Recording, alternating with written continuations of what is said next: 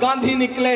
याद करो कन्याकुमारी का वो दिन जब 4000 किलोमीटर पैदल चलने के लिए राहुल गांधी ने यह कहा कि मुझे इस देश से नफरतों का खात्मा करना है। मैं बस एक नारा लगाऊंगा कि नफरत छोड़ो भारत जोड़ो। मुझे नफरत के बाजार में मोहब्बत की दुकान खोलनी है। वो इंसान 4000 किलोमीटर चलता रहा, बस एक नारा लगाता रहा, नफरत छोड़ो भारत जोड़ो। मुझे बताएं मुस्तफाबाद कि इस देश में नफरतों का सबसे ज्यादा शिकार कौन है? हम हैं, आप हो। अगर नफरत कम होगी तो सबसे ज्यादा सुकून किसे मिलेगा? हमको मिलेगा, आपको मिलेगा। मुझसे मीडिया के साथियों ने उस दौरान कहा था कि इमरान साहब इस बार राहुल गांधी जी 4000 किलोमीटर चल रहे हैं, बहुत लंबा टास्क लिया है, आप क्या कहेंगे? तब मैंने कहा था कि राहुल गांधी जानते हैं इस देश में जब तक नफरत कम नहीं होगी तब तक भाजपा कम नहीं होगी। इसलिए राहुल गांधी 4000 किलोमीटर पैदल चले, मैं उनके साथ कंधे से कंधा मिला के चला था। मुझसे मीडिया के लोग कहते थे इमरान साहब आप तो शायर हैं, राहुल जी के साथ चल रहे हैं, आप क्या कहेंगे? तब मैं कहता था कि जो हर जालिम से टकराएगी वो आंधी बनाऊंगा, जो हर जालिम से टकराएगी वो आंधी बनाऊंगा। नए अंग्रेज आए हैं, नया गांधी बनाऊंगा। मैं चला हूं राहुल गांधी के साथ, और इस लड़ाई में, इस सफर में बहुत से ऐसे भी लोग थे जो छोड़ के गए, भागे। कई बड़े नेता थे देश के, लेकिन वो अकेला शख्स डटा रहा। तो मुस्तफाबाद वालों, मेरा आपसे सवाल है कि अगर दिल्ली जलती हुई दिल्ली की आग बुझाने के लिए कौन खड़ा था? राहुल गांधी। अगर संभल के मासूमों की लाशों की जवाबदेही पूछता हुआ कौन खड़ा था? तो राहुल गांधी। अगर हाथरस की बिटिया की लाश की जवाबदेही पूछता हुआ कौन खड़ा था? राहुल गांधी। अगर मणिपुर की बेटियों के लिए कौन खड़ा था? तो राहुल गांधी। हरियाणा के किसानों के लिए कौन खड़ा था? राहुल गांधी। यूपीएससी के बच्चों के साथ कौन खड़ा था? राहुल गांधी। सब्जी मंडी के मजदूरों के साथ कौन खड़ा था? राहुल गांधी। याद करो वो दिन कि कन्याकुमारी से कश्मीर तक हर जुल्म सितम के साथ कोई खड़ा है तो शख्स का नाम राहुल गांधी है। अगर तुम्हारे मुद्दों पर राहुल गांधी खड़ा है, अगर तुम्हारे मुद्दों पर राहुल गांधी खड़ा है और वोट किसी बहुरूपिये को दोगे तो फिर अपने जमीर के साथ नाइंसाफी करोगे। इसलिए मैं आपसे गुजारिश करने आया हूं कि राहुल गांधी जी ने अली मेहंदी जी को प्रत्याशी बना करके, अपना नुमाइंदा बना करके आपके बीच में भेजा है। मुझे पूरे मुस्तफाबाद से यह कहना है कि अरे आप तो इस बात पर ईमान रखते हो ना कि मजदूर का पसीना सूखने से पहले उसकी मजदूरी उसे दे दी जाए। मैं रखता हूं इस बात पर ईमान, आप रखते हो ना?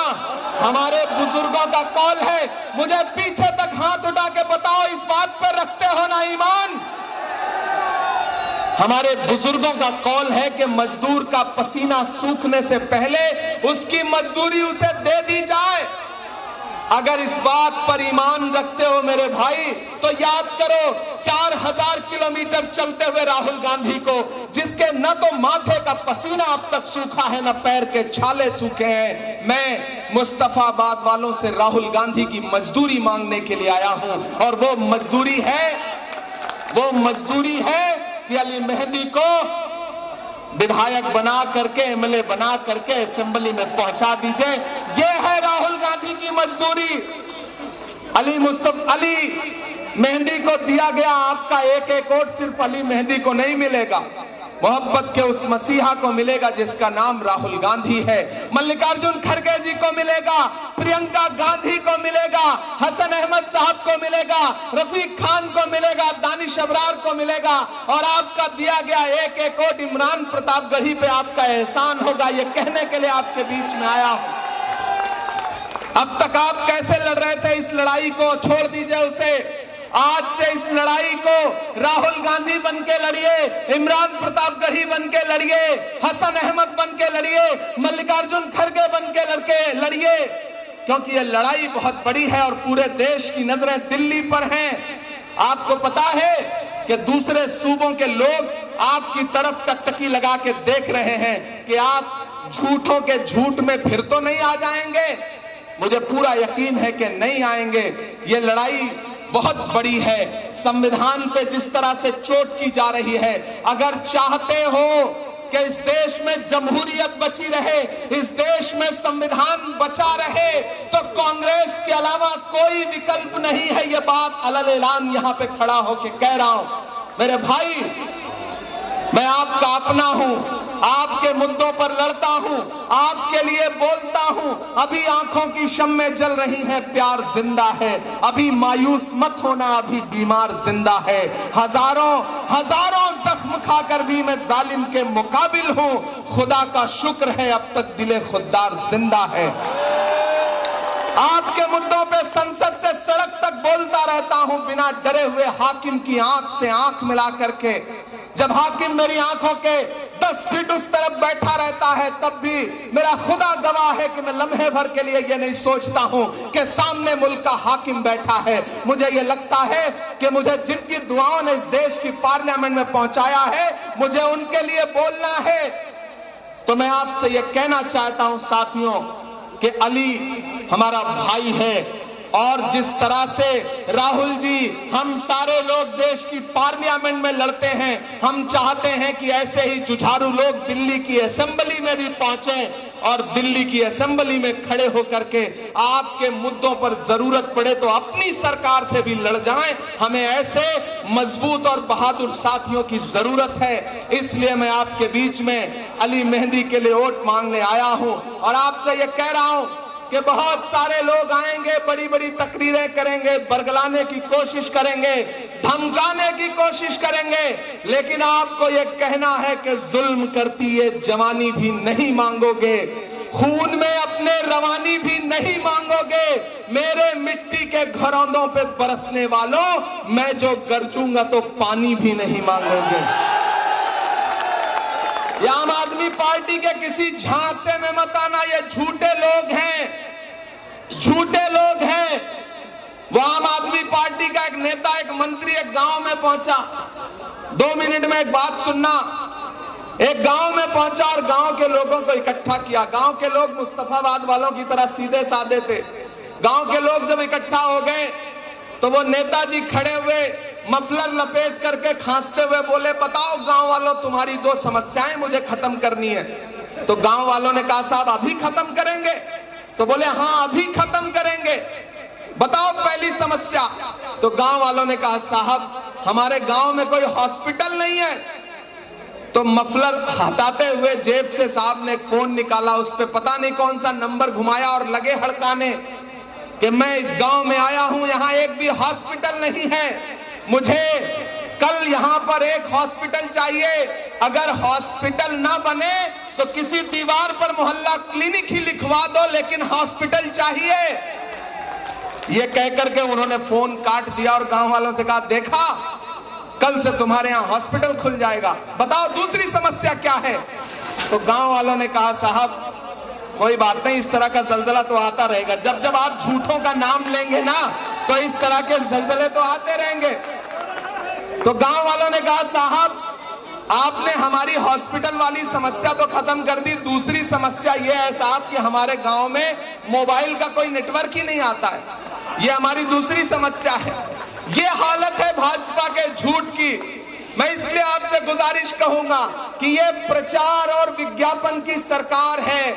मुस्तफाबाद वालों, जब तक शेर अपनी कहानियां खुद लिखना नहीं सीखेंगे, तब तक शिकारी अपनी कहानियों में खुद को महान बताते रहेंगे। मेरी आपसे गुजारिश है कि मोहब्बत की इस लड़ाई में राहुल गांधी के साथ खड़े होइए, कांग्रेस के साथ खड़े होइए। ये जो चुनाव निशान है वो हाथ का पंजा है। इस तरफ अली मेहंदी खड़े हैं, उधर ईश्वर सिंह बागड़ी जी खड़े हैं जो गोकुलपुरी से आपके कैंडिडेट हैं। मैं इन दोनों के लिए, कोई आएगा हिंदू की बात करेगा, कोई आएगा मुसलमान की बात करेगा, लेकिन कांग्रेस ऐसी पार्टी है, राहुल गांधी ऐसे नेता हैं जो हिंदू मुसलमानों की एकजुटता की बात करते हैं, साथ लेकर के चलने की बात करते हैं।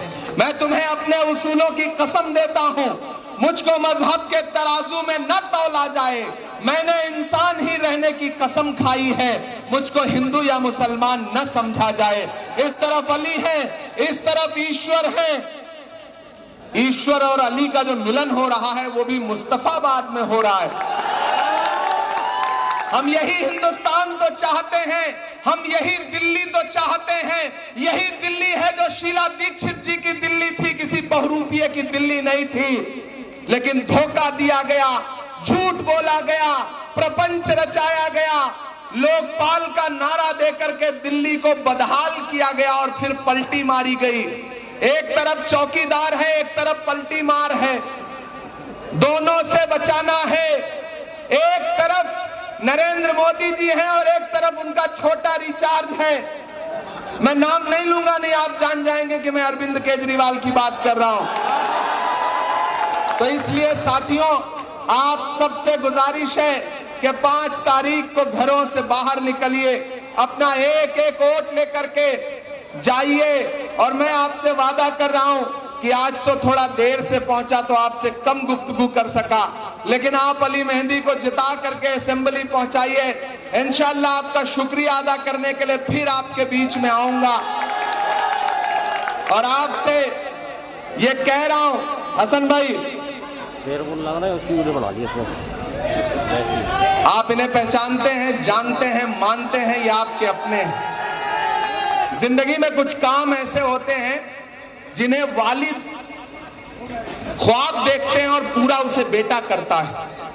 तो हसन साहब के कुछ ख्वाब हैं जिसे अली को पूरा करना है। हम सायादार पेड़ जमाने के काम आए और सूखने लगे तो जलाने के काम आए। टूटी हुई तलवार कभी फेंकना नहीं, शायद ये दुश्मनों को डराने के काम आए। इसलिए मैं आपसे अपील करता हूं साथियों, और सिर्फ 4